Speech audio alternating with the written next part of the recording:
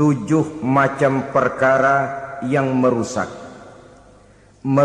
akidah dan keimanan, merusak amal perbuatan yang sudah kita kerjakan, merusak sendi-sendi kehidupan sosial, pendek kata merusak segala hal di dalam kehidupan kita. Jauhilah olehmu 7 macam perkara yang merusak. Yang pertama, asyirku billah, menyekutukan Allah Subhanahu wa ta'ala. Agama dimulai dari keyakinan, maka kehancuran agama selalu dimulai dari kehancuran keyakinan, iman atau akidah yang dimiliki oleh seseorang. Dan untuk menghancurkan nilai-nilai iman yang kita miliki ini, orang rasanya tidak akan menghantam kita dengan peluru kendali. Orang tidak akan mengirimkan nuklir ke sini. Orang tidak juga akan mengirimkan satuan militernya ke sini. Untuk menghancurkan nilai-nilai iman, dibanjiri kita dengan paham-paham yang merusak dan mendangkalkan akidah. Baik ia bernama materialisme, baik ia bernama sekularisme, baik ia bernama banjirnya maksiat dan munkarat, baik ia bernama banjirnya peradaban dan kebudayaan yang menghancurkan moral daripada anak-anak kita, sedikit demi sedikit melenturkan dan melunturkan nilai-nilai keimanan kita, untuk kemudian pada waktunya nilai iman itu akan bertukar dan berganti menjadi nilai syirik kepada Allah Subhanahu wa ta'ala. Atau pada sisi lain, menjadikan yang selain Allah sebagai tujuan akhir daripada kehidupan kita. Sedangkan kita sama-sama maklum bahwa di dalam pandangan agama Islam, dosa yang tidak berampun, dosa yang terbesar, termasuk dalam kategori bapak moyangnya dosa, tidak lain adalah syirik, yakni menyekutukan Allah Subhanahu wa ta'ala. Pola penghancuran iman ini memang berstrategi. Ditawarkan kita kepada paham materialisme, paham kebendaan, di mana otak menempati urutan sebagai ranking pertama, Tuhan jatuh pada urutan kedua. Lalu menyusul kepada paham sekularisme, Allah dipisahkan dari seluruh kegiatan hidup ini, untuk pada gilirannya menjadikan yang selain Allah sebagai tujuan akhir daripada seluruh kegiatan hidup kita. Oleh karenanya, kewajiban menjaga nilai-nilai iman ini merupakan kewajiban yang mulia tetapi berat, tidak hanya untuk kita, tetapi juga bagaimana mewariskannya kepada anak-anak kita, generasi yang akan datang. Orang-orang tua bijaksana yang diceritakan di dalam Al-Quran, kalau sudah berpikir tentang anak-anaknya, pertanyaan yang paling mereka risaukan ialah, ma ta'buduna min ba'di. Anakku, kalau pada satu saat aku, ayahmu sudah tidak ada lagi di dunia ini, meninggalkan kamu semua, ma ta'buduna min ba'di, apa yang akan kamu sembah nak? Jikalau sekarang ayahmu masih mau ke masjid, masih mau melakukan rukuk dan sujud, masih beribadah menyembah Allah Subhanahu wa ta'ala, kalau orang tuamu sudah tidak ada, ma ta'buduna min ba'di, masihkah engkau mau datang ke masjid? Masihkah engkau mau rukuk dan sujud? Masihkah engkau mau menyembah Allah Subhanahu wa ta'ala? Pertanyaan ini yang dipikirkan oleh Nabi Yakub kepada putra-putranya. Pertanyaan ini yang diteruskan oleh Nabi Ibrahim kepada anak-anaknya. Pertanyaan ini yang diwariskan oleh generasi ulama salafus saleh kepada para generasi berikutnya. Bagaimana kita generasi sekarang? Kita orang-orang tua sekarang bukan berfikir ma ta'buduna min ba'di, malah yang kita fikirkan ma ta'kuluna min ba'di. Kalau bapak tidak ada nanti kamu makan apa nak? Perkara kamu nyembah apa? Urusan nomor 18. Yang penting kamu nanti hidup bisa makan, nak. Maka kita sibuk mewariskan harta kepada anak-anak kita. Kita sibuk mewariskan kebun dan tanah kepada anak-anak kita. Kita sibuk mewariskan pabrik kepada anak-anak kita, sementara kita lupa mewariskan intan yang paling mahal, mewariskan mutiara yang paling berharga, yaitu nilai iman kepada Allah Subhanahu wa ta'ala. Alangkah baiknya apabila warisan harta, warisan tanah dan kebun, warisan rumah dan pabrik didasari lebih dahulu dengan mewariskan nilai iman kepada Allah Subhanahu wa ta'ala. Sebagai orang-orang tua, kita boleh bersedih kalau anak kita tidak mengerti komputer. Kita boleh bersedih kalau anak kita tidak mengerti matematika. Kita boleh bersedih kalau anak kita tidak mengerti bahasa Inggris. Tapi sewajarnya lebih bersedihlah kita orang tua jikalau mempunyai anak yang tidak kenal Allah sebagai Tuhannya, yang kemudian tidak mau rukuk dan sujud kepada Allah Tuhannya. Itulah kemalangan yang paling malang bila kita meninggalkan generasi yang tidak bertauhid kepada Allah Subhanahu wa ta'ala. Betapapun anak kita tidak ngerti komputer, saudara, paling-paling kerugiannya cuma kerugian dunia. Masuk dia ke alam barzakh, munkar nakir tidak akan sempat tanya kau belajar komputer apa tidak. Kumpul dia di padang mahsyar, malaikat juga tidak akan tanya matematikamu nilainya berapa. Yang ditanya kau kenal Allah, kau rukuk dan sujud kepadanya, kau pernah datang ke masjid. Oleh karena itu sekali lagi, menjaga nilai iman tidak hanya untuk kita, tetapi juga mewariskannya kepada anak-anak kita, generasi yang akan datang. Sungguh kemalangan yang paling besar apabila kita meninggalkan anak-anak kita. Mereka kita tinggalkan lemah ekonominya, itu tidak baik. Mereka kita tinggalkan lemah otaknya, itu pun akan membuat mereka tertinggal oleh yang lain. Tapi yang paling celaka, jikalau kita tinggalkan mereka dalam kondisi lemah imannya, rapuh akidahnya, tidak baik dan tidak betul keyakinan hidupnya. Oleh karena itu Nabi berpesan, jauhilah 7 perkara yang merusak. Yang pertama, syirik kepada Allah Subhanahu wa ta'ala. Menyekutukan Allah baik dalam ucapan, dalam keyakinan, ataupun dalam perbuatan. Ini perkara pertama yang termasuk 7 perusak besar di dalam kehidupan. Kalau sudah jatuh kita ke lembah syirik, bagaimanapun banyak kebaikan yang kita kerjakan, berjiwa sosial, bertangan pemurah, gemar menolong orang lain, kalau memang dasarnya syirik, maka seluruh kebaikan kita akan hancur, tidak akan ada nilainya dalam pandangan Allah Subhanahu wa ta'ala. Dalam pandangan manusia, mungkin kita dicatat sebagai orang sosial, gemar menolong orang lain, tidak berpangku tangan melihat orang yang mendapat kesulitan, tapi oleh karena dasarnya syirik, dasarnya tidak mentauhidkan Allah, maka seluruh nilai kebaikan yang kita kerjakan tidak akan ada nilainya dalam pandangan Allah Subhanahu wa ta'ala. Maka jagalah iman kita jangan sampai dihinggapi penyakit syirik yang bagaimana kecilnya sekalipun.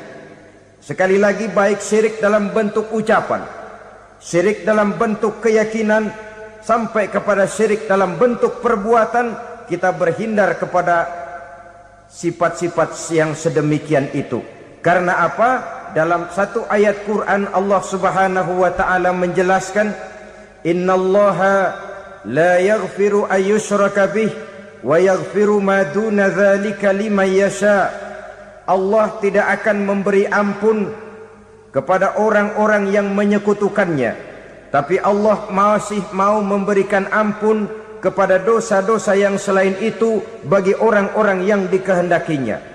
Dosa selain syirik, apabila kita bertaubat, Allah masih mau mengampuni. Tapi kalau sudah jatuh ke tempat syirik, itu sudah dosa yang tidak berampun. Taubatnya tidak lain melepas syirik, kembali kepada tauhid, berkeyakinan bahwa hanya ada Allah Subhanahu wa ta'ala, Tuhan satu-satunya, yang lam yalid walam yulad walam yakul lahu kufuwan ahad. Tidak beranak, tidak pula diperanakkan, dan tidak satu pun yang dapat menyerupai Tuhan Allah Subhanahu wa ta'ala. Saudara-saudara kaum muslimin rahimakumullah, bahwa kita di zaman sekarang memang tidak menyembah berhala, ya. Bahwa kita tidak berterang-terangan mengatakan Tuhan lebih dari satu, memang. Bahwa kita tidak berkeyakinan Tuhan itu punya anak atau diperanakkan, tentu. Tapi dalam perbuatan dan i'tiqad kita kadang-kadang jatuh tanpa kita sadari ke tempat yang bernama syirik ini. Oleh karenanya, di zaman di mana teknologi makin canggih, di mana kemajuan pembangunan makin menjangkau berbagai aspek kehidupan, diperlukan keseimbangan antara kemajuan fisik material dengan kemajuan mental spiritual. Apabila tidak ada keseimbangan, yang terwujud tentulah kepincangan, yang diawali dengan pincangnya cara kita berpikir, sehingga pada akhirnya akan mengarah kepada pincangnya cara kita berbuat dan bertindak di dalam kehidupan kita. Oleh karena itu Nabi berpesan, jauhilah sifat syirik, karena syirik merupakan dosa yang teramat besar. Ini sifat merusak yang pertama. Yang kedua kata Nabi, wasihra, jauhilah sihir.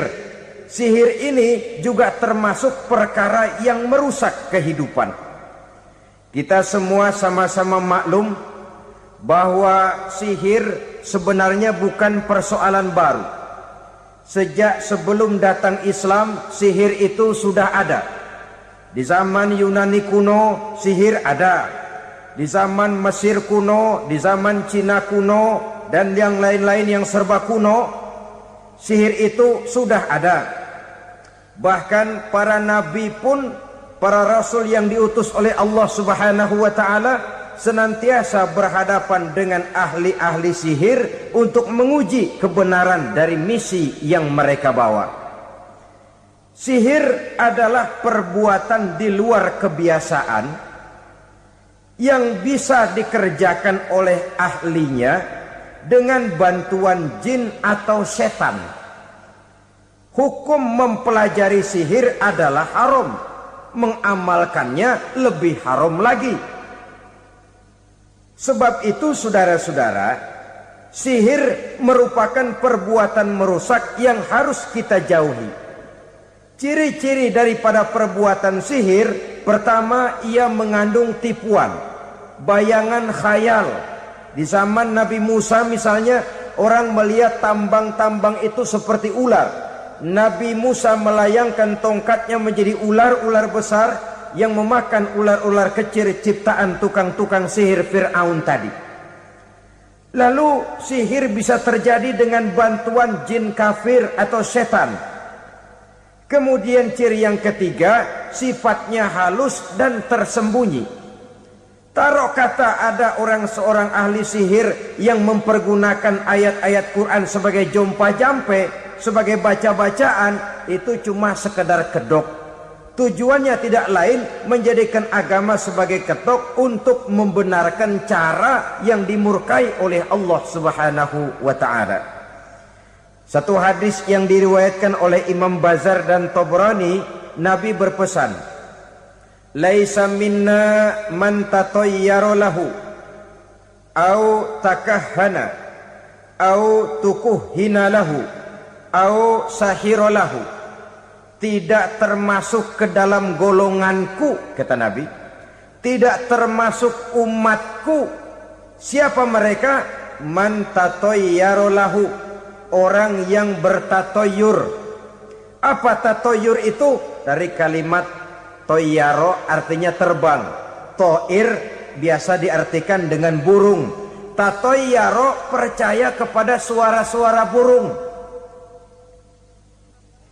Man tatayyara lahu, mempercayai, meyakini dengan benar-benar kepada suara beburungan. Kan suka ada itu, nah bunyi burung tuh, maling liwat. Maling liwat. Burung bunyi, maling liwat. Itu termasuk tatoyaro lahu, percaya kepada suara burung. Kan aneh kalau suara orang nggak dipercaya, suara burung malah dipercaya. Ada ustadz ceramah, kiai ngaji, nggak mau didengerin, burung dengerin bener. Nah, suaranya dari sebelah mana? Belah kulon. Nah, itu tandanya ano. Habis dihitung-hitung. Itu termasuk tatoyaro lahu. Au takahana, atau bertenung, au tukuhina, atau minta ditenungkan, au sahirolahu, atau melakukan perbuatan sihir, atau minta disihirkan. Laisa minna, tidak termasuk ke dalam golonganku, kata Nabi. Sehingga dengan demikian saudara-saudara, menghadapi sihir dengan sihir sekalipun termasuk perbuatan yang tidak diajarkan oleh agama. Kita kan mempelajari sihir untuk jaga diri. Tidak apa-apa, yang dilarang mengamalkannya, dilarang juga mempelajarinya. Sebab orang kalau sudah mengetahui, biasanya lalu terangsang untuk mencoba. Kalau percobaannya berhasil, biasanya terangsang untuk coba lagi dan coba lagi. Pada akhirnya ketagihan, lalu beralih menjadi profesi, apalagi itu nanti bisa mendatangkan hasil uang. Saudara-saudara kaum muslimin rahimakumullah, kita manusia makhluk nyata. Kita hidup di alam nyata, terikat oleh sunnatullah, causality. Oleh karenanya, bagi kita keyakinan yang penuh, keikhlasan di dalam bertuhankan Allah, penyerahan diri sepenuhnya hanya kepadanya, itu sudah merupakan obat penangkal yang sangat ampuh agar kita tidak terkena penyakit-penyakit yang dibuat oleh setan dan para pembantunya. Sehingga beberapa ayat Quran mengajarkan, misalnya a'udzu bikalimatillahi tammati min syarri ma khalaq, atau bismillazi la yadurru ma'asmihi syai'un fil ardi wala fis sama, dengan menyebut nama Allah yang tidak bisa mendatangkan bahaya sedikit pun dari baik yang datang dari langit maupun yang datang dari bumi. Jiwa yang kosong dari keyakinan yang penuh kepada Allah, jiwa yang penuh was-was dan ragu-ragu, itu yang mudah terserang oleh penyakit-penyakit yang dikerjakan oleh para tukang-tukang sihir, yaitu oleh setan dan seluruh para pembantunya. Kemudian hadis kedua yang diriwayatkan oleh Imam Ibnu Hibban, Nabi bersabda, la yadkhulul jannata mudminu khamrin wala mu'minu bisihrin wala qati'u rahmin. Tidak masuk surga. Ini Nabi yang bilang, tidak masuk surga. Siapa itu? Pertama, mudminu khamrin, orang yang berkekalan dalam mabuk. Selalu mudminun itu sudah menjadi perbuatan rutinnya, tidak kapok-kapoknya, teler seumur hidup. Mudminu khamrin, tidak masuk surga orang yang selalu bermabuk-mabukan. Yang kedua, wala mu'minu bisihrin, orang mukmin tapi main sihir. Ini juga oleh Nabi diperingatkan, tidak akan masuk surga orang mukmin tapi suka main sihir. Wala qati'u rahmin, dan tidak juga orang yang memutuskan silaturahmi. Tiga macam manusia yang diperingatkan Nabi tidak akan masuk surga: orang yang selalu mabuk, orang mukmin yang main sihir, dan orang yang memutuskan silaturahmi. Saudara-saudara kaum muslimin rahimakumullah. Lalu orang berkata, kenapa dilarang kita bersihir? Padahal Rasul sendiri kan punya mukjizat. Nah, kita memang harus membedakan antara mukjizat dengan sihir. Dalam kehidupan agama kita kenal ada yang namanya mukjizat, Ada yang namanya karomah atau keramat biasa diucapkan. Ada yang namanya maunah. Ada yang namanya irhas. Ada juga yang namanya sihir. Kesemuanya ini berbeda, saudara-saudara. Yang dinamakan mukjizat itu khusus untuk para rasul saja. Satu kejadian luar biasa yang terjadi dilakukan oleh Rasul atas izin dari Allah Subhanahu wa ta'ala. Perbedaannya dengan sihir jelas. Sihir dari setan, mukjizat dari Allah. Sihir bisa dipelajari, mukjizat tidak. Sihir umumnya untuk maksud-maksud yang tidak baik, sedangkan mukjizat untuk memperkuat kebenaran yang disampaikan oleh para rasul dan ditentang oleh umatnya.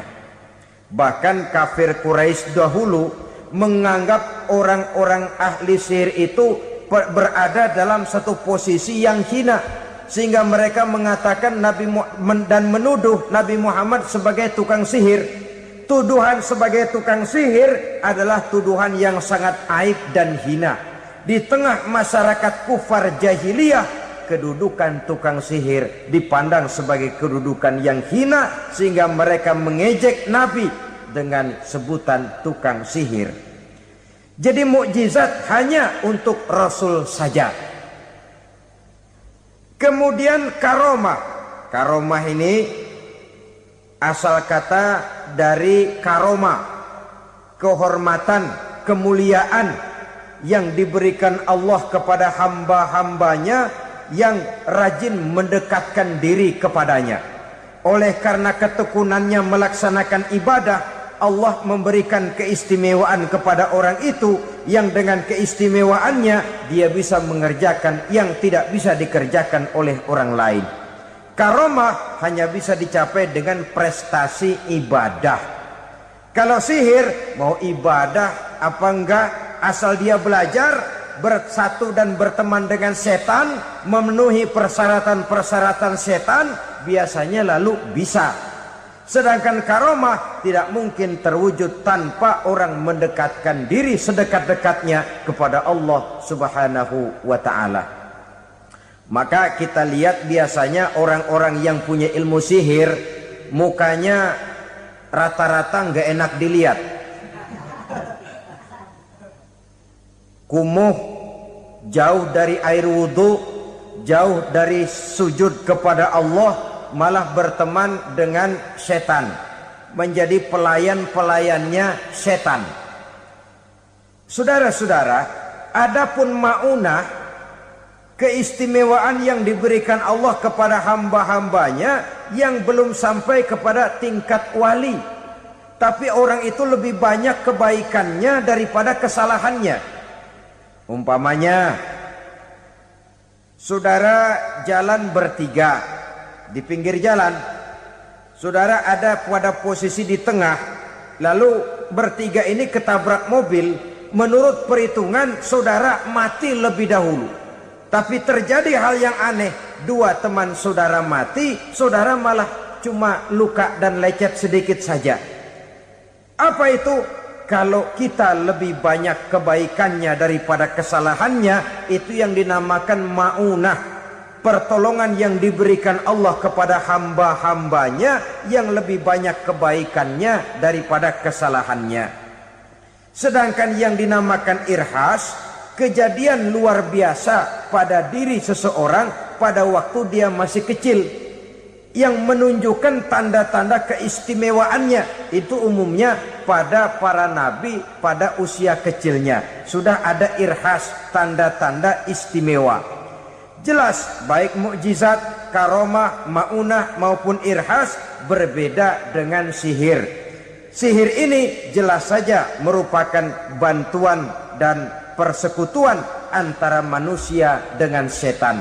Padahal setan, kata Allah dalam Al-Quran, innahu lakum aduwwum mubin, sesungguhnya setan bagi kamu adalah musuh yang sangat jelas.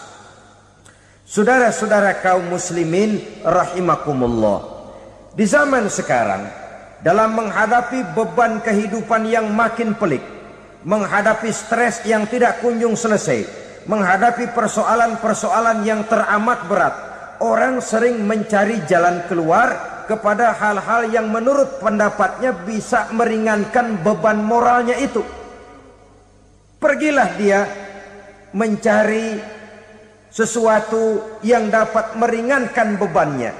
Dan tidak jarang yang jatuh ke pangkuan tukang-tukang tenung, ke pangkuan tukang-tukang sihir, yang mereka itu oleh Quran dijelaskan kadzabal munajjimun walau sodaku. Tukang-tukang tenung, tukang-tukang sihir, mereka itu bohong walaupun benar. Maksudnya bohong walaupun benar artinya kalau yang mereka kerjakan benar, itu sih kebenaran. Benar dengan kebenaran itu lain. Kebenaran, kebetulan bisa, tapi tidak untuk selalu. Apalagi kalau itu sudah membahayakan kehidupan orang lain. Jadi oleh karena itu Nabi berpesan, jauhilah daripada sihir. Kalau sudah jauhilah dari sihir artinya ya jauhilah daripada mempelajarinya, jauhilah daripada bergaul dengan orang-orang yang ahli di bidang itu, karena dari pergaulan segalanya bisa menular. Baiklah saudara, ini yang kedua. Yang ketiga pesan Nabi, wa qatlan nafsil lati harramallahu illa bil haq. Membunuh orang lain dengan cara yang tidak benar. Membunuh orang yang diharamkan oleh Allah Subhanahu wa taala untuk melakukannya kecuali dengan alasan yang benar. Kita tahu Islam adalah agama damai. Sesuai dengan namanya, ia tidak dikembangkan dengan pedang dan kekerasan. Ia dikembangkan dengan keteladanan dan tuntunan moral. Oleh karena Islam bukan agama kekerasan, Islam pun tidak mementingkan dan mengajarkan kekerasan kecuali dengan alasan yang benar dan bisa dipertanggungjawabkan. Membunuh dengan sengaja, menghilangkan nyawa orang lain tanpa alasan yang bisa dibenarkan adalah merupakan dosa besar dan satu di antara 7 perkara yang bisa mendatangkan kerusakan dalam kehidupan dan yang hendaknya harus kita jauhi. Saudara-saudara kaum muslimin rahimakumullah, beberapa waktu yang lalu di sebuah kota kecil yang indah bernama New Auckland. Saudara tahu New Auckland? Itu dari Gunung Kidul masih ngidul lagi. Pernah diadakan satu seminar yang membicarakan bagaimana menyelamatkan masyarakat manusia dari bahaya Perang Dunia Ketiga. Diperkirakan kalau terjadi Perang Dunia Ketiga, manusia tidak akan tersisa. Sebab apa? Pada waktu itu cadangan nuklir yang dimiliki oleh bersama Amerika dan Rusia konon sudah sanggup memusnahkan 6 miliar manusia pada saat jumlah manusia baru 5 miliar. Jadi kelebihan nuklir dunia ini. Kalau terjadi Perang Dunia Ketiga, sulit manusia untuk tersisa. Maka dibahaslah di dalam seminar itu, wah, supaya tidak terjadi Perang Dunia Ketiga, maka perlombaan membuat senjata-senjata canggih, alat-alat pembunuh modern harus segera dibatasi. Dibahas, tidak mungkin kita membatasi perlombaan membuat senjata. Kenapa? Makin maju ilmu dan teknologi, makin canggih senjata yang ditemukan. Atom sudah meningkat menjadi nuklir, nuklir sudah meningkat menjadi neutron, dan kita tahu bom yang bernama neutron ini bom yang cukup membunuh tanpa perlu merusak. Artinya kalau dia diledakkan di kota kita ini, bangunan utuh, jembatan tidak ambruk, rumah-rumah tetap berdiri, tapi semua yang bernama hidup mati. Itu katanya lebih sopan dari bom atom. Sebab kalau si atom ini sudah membunuh, merusak pula. Neutron cukup membunuh saja tanpa perlu merusak.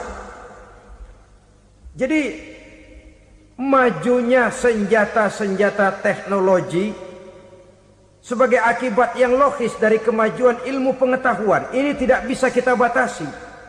Dan memang sebenarnya yang bahaya bukan senjatanya, tapi manusia yang mengendalikan senjata itu. Mereka kembali kepada prinsip the man behind the gun. Bukan senjatanya yang bahaya, tapi manusia yang mengendalikan senjata itu yang bahaya. Walaupun senjatanya modern, katakanlah model M16 umpamanya, kalau yang mengendalikannya orang beriman, insya Allah aman. Tapi biar megang cuma senapan angin, kalau yang megang orang brutal, ngeri kita deket-deket. Apalagi kalau memang bukan ahlinya menggunakan senjata, bisa ngeker kaki kena jidat.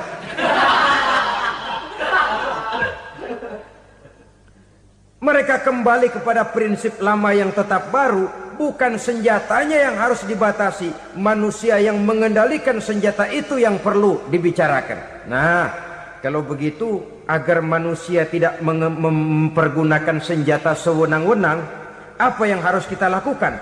Ya, manusianya harus bermoral.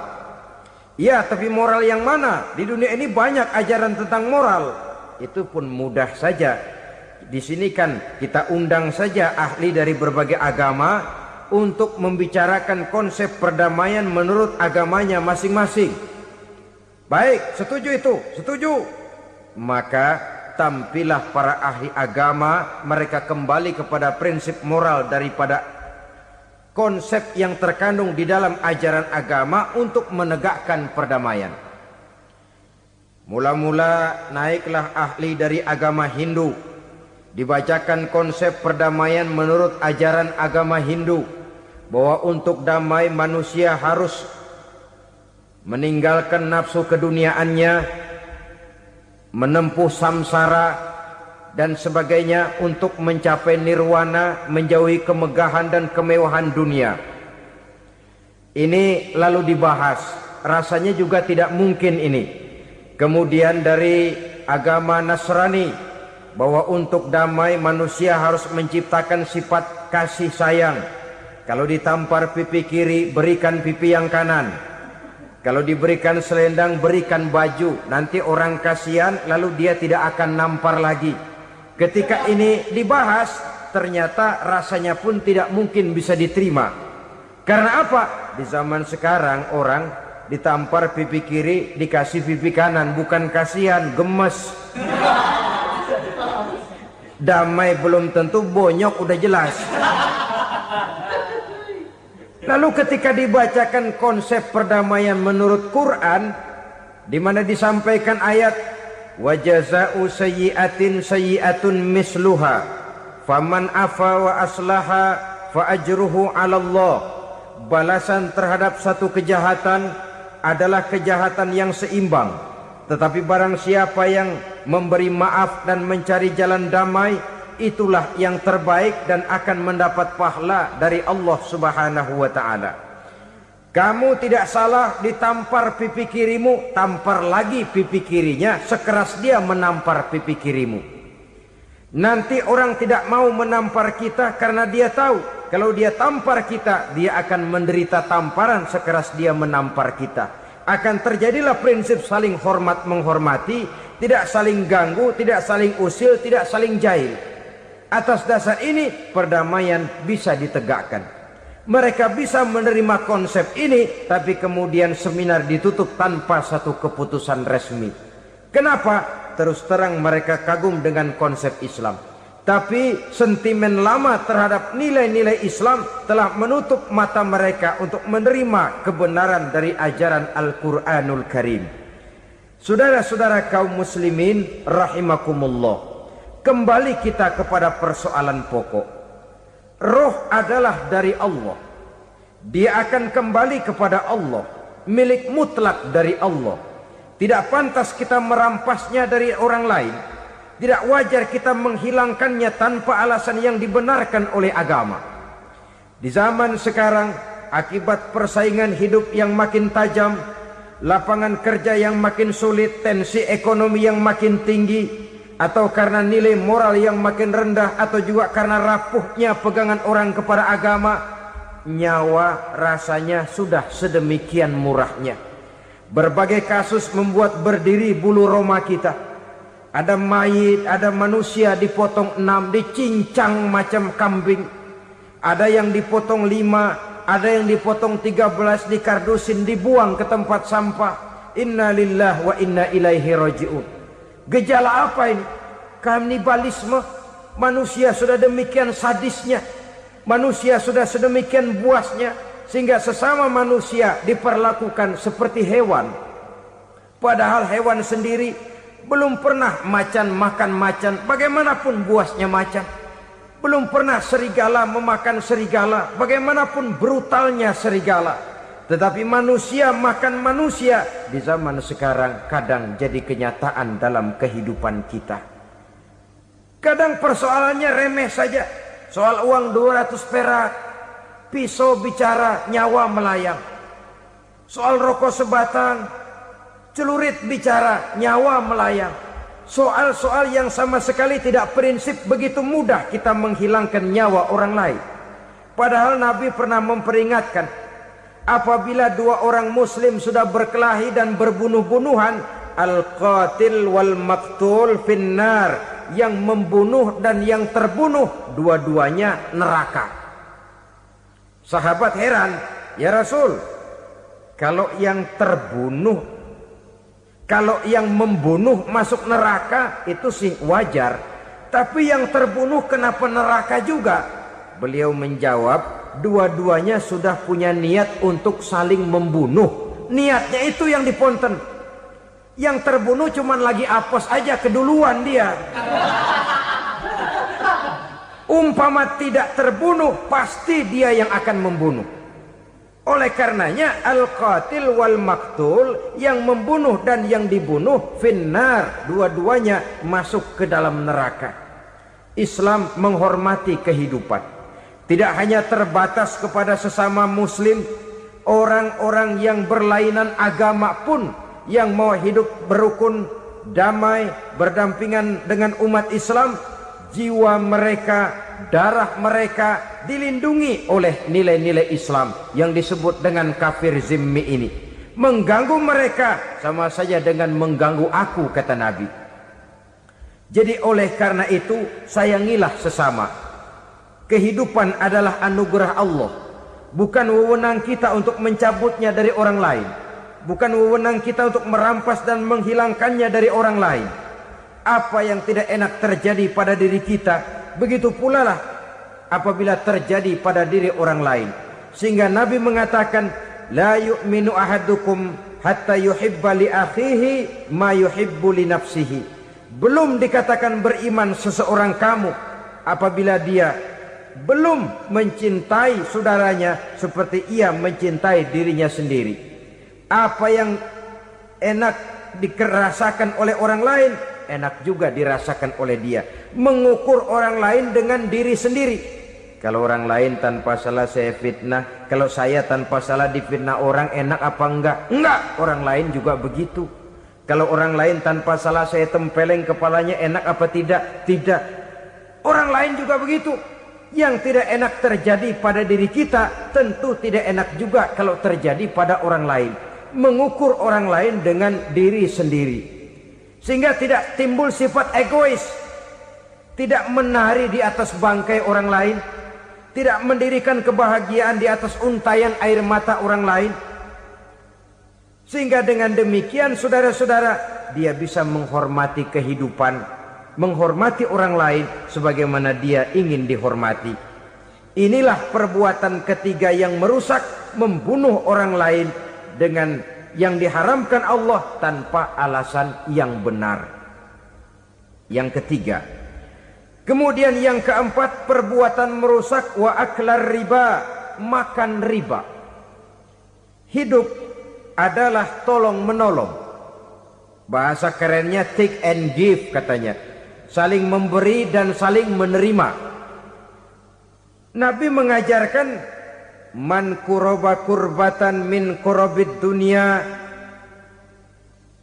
karaballahu lahu kurbatan min kurabi yaumal qiyamah.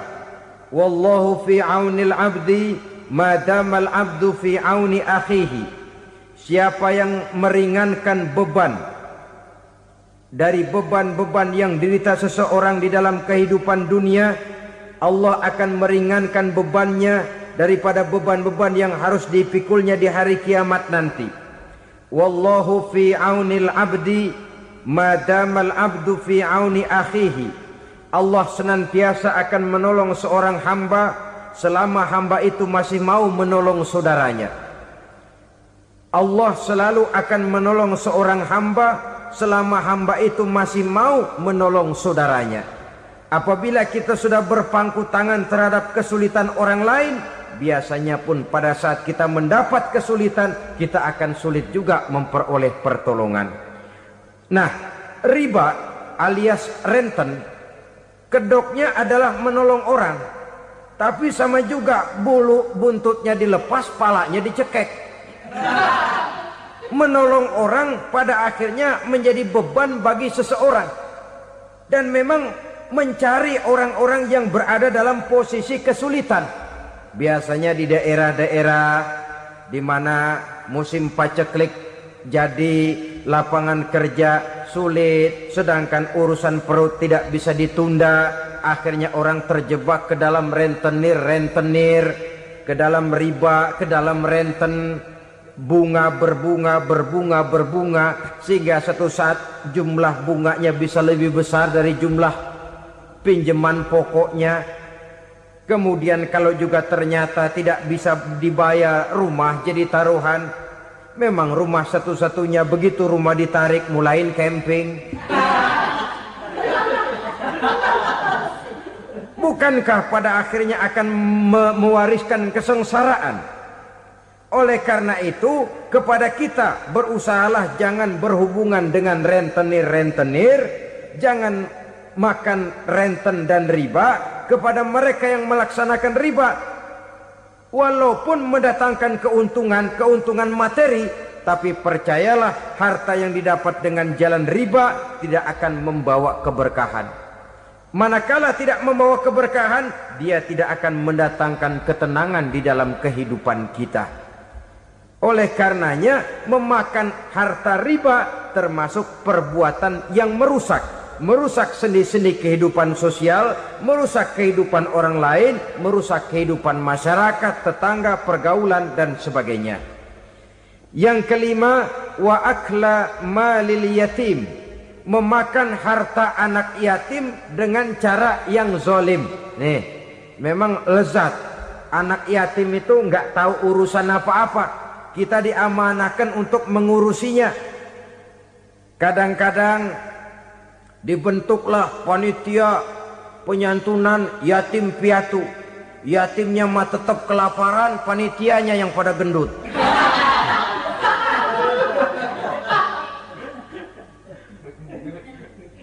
Padahal memakan harta anak yatim termasuk perbuatan dosa besar.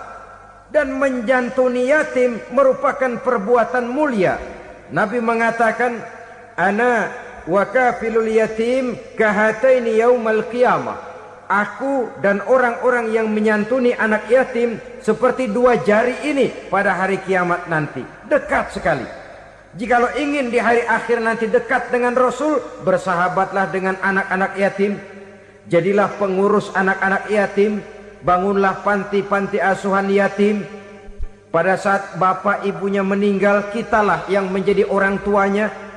Bahkan sedemikian besar perhatian Islam terhadap anak-anak yatim ini, sehingga Quran memberikan peringatan, ara'aital ladzi yukadzibu biddin fadzalikal ladzi yad'ul yatim wa la yahuddu ala ta'amil miskin. Tahukah kamu siapa orang yang mendustakan agama?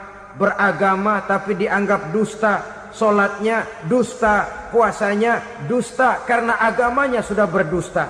Siapa mereka?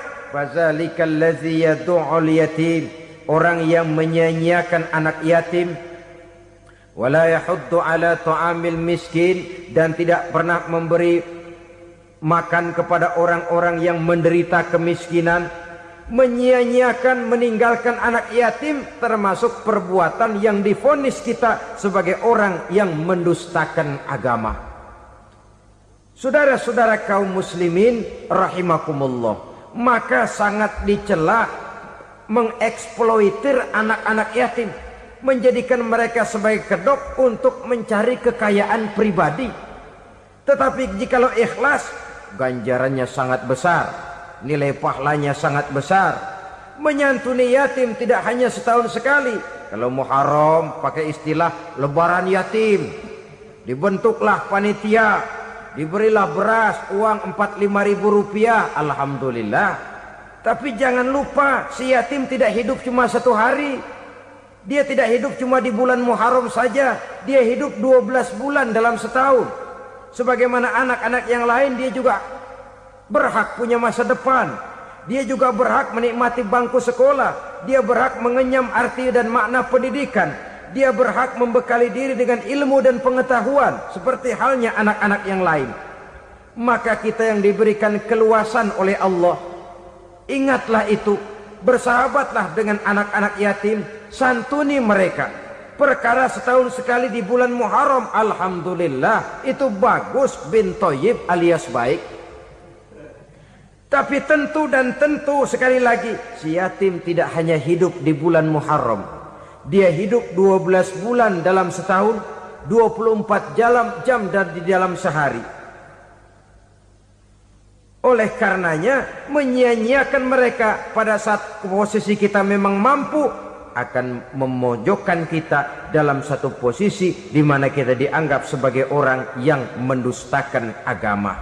Memakan harta anak yatim dengan cara yang zolim.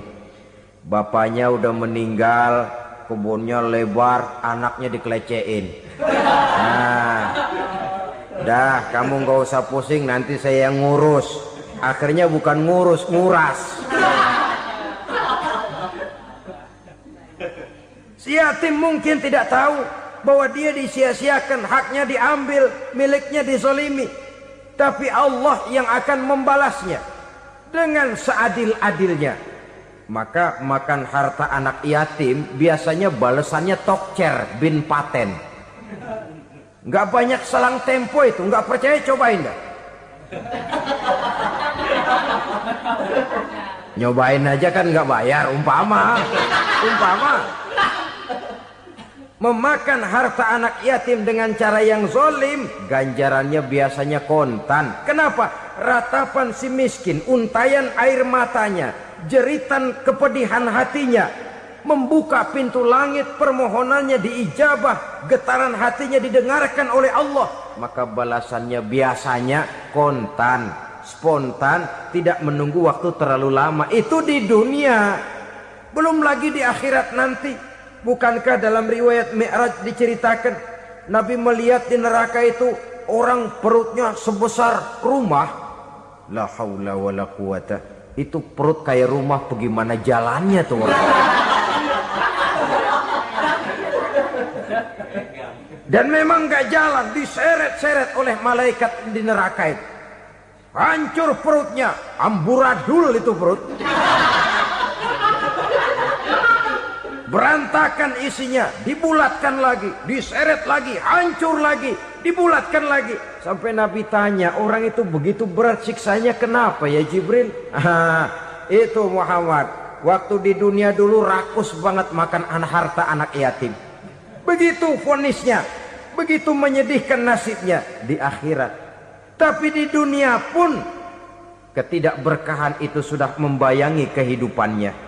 Oleh karena itu, kepada saudara-saudara yang mendapat titipan anak yatim, berbahagialah, karena semulia-mulia rumah adalah rumah yang di dalamnya ada anak yatim yang disantuni. Sehina-hina rumah adalah rumah di mana di dalamnya ada anak yatim yang disia-siakan. Begitu kata Nabi kita. Rumah yang paling mulia dalam pandangan Allah, rumah yang di dalamnya ada anak yatim yang disantuni. Rumah yang paling hina dalam pandangan Allah, rumah yang di dalamnya ada anak yatim yang nasibnya disia-siakan. Berbahagialah saudara apabila menjadi penyantun anak-anak yatim, pelindung mereka, sehingga mereka mempunyai masa depan sebagaimana anak-anak lainnya. Rasulullah sendiri sedemikian peka terhadap keadaan anak-anak yatim karena beliau sendiri memang mengalami umur 6 bulan dalam kandungan ibu, beliau sudah ditinggalkan oleh ayahnya. Pada saat berusia 6 tahun ibu sudah meninggal. Yatim piatu dalam usia di mana beliau sedang perlu belas kasih seorang ibu dan pengertian seorang bapa. Kepekaan itu lalu timbul, bahkan kemudian sampai kepada beliau berkata, aku dan orang yang menyantuni anak yatim seperti jari tengah dan jari telunjuk di hari akhirat nanti. Sedemikian dekatnya. Baiklah ya, jadi yang kelima, memakan harta anak yatim. Jauhi karena ini perbuatan yang merusak. Yang keenam, watawalli yaumaz zahfi, melarikan diri pada hari pertempuran. Apa ini? Khianat. Tidak konsekuen dengan konsep perjuangan. Pada mulanya keras benar teriak, berantas korupsi, ganyang korupsi. Cuma karena belum dapat giliran. Begitu dia naik dapat kesempatan, korupsinya lebih edan dari yang diteriakinya. Ini termasuk tawalli yaumaz zahfi, berpaling pada hari peperangan. Di saat menghadapi musuh, kalau belum kelihatan musuh, teriaknya nyaring bener. Jangan takut demi kebenaran sampai titik darah yang paling penghabisan. Musuh belum kelihatan. Begitu musuh sudah kelihatan, paling dulu lari ke belakang. Kalau diajak berjuang ada saja alasannya. Sehingga Quran memberikan peringatan kepada kita semua. Mengapa kamu ini berat?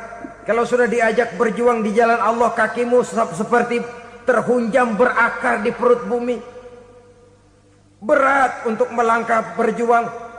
Lari dari pertempuran tidak konsekuen dengan konsepsi perjuangan. Mau enaknya saja. Dalam kondisi yang sulit lalu berpangku tangan. Ini termasuk ciri munafik yang di dalam Al-Quran disindir dengan bahasa kullama adha'a lahum masyaufi wa iza azlama alaihim qamu. Waktu terang mereka jalan, giliran gelap mereka mandek. Artinya, maksudnya kalau giliran ada untungnya aja rame-rame teriak Islam. Tapi begitu diminta berjuang, dituntut berkorban, rame-rame mundur. Waktu dilihat di Islam ada untungnya, rame-rame teriak Islam. Pak, saya Islam banget, Pak. KTP saya Islam, Pak. Pokoknya Islam banget dah. Tapi ketika diminta berjuang, dituntut sedikit berkorban, rame-rame mengundurkan diri. Tahun 65 PKI berontak. Waduh, waktu itu jadi orang Islam untung itu. Nggak dikejar-kejar, aman. Masjid rame, mobil-mobil mewah parkir di depan musola dan masjid. Kenapa? Waktu itu asal udah ke masjid aman. Islam selamat, untung. Tapi begitu keadaan aman, yang parkir di musola sepeda butut melulu.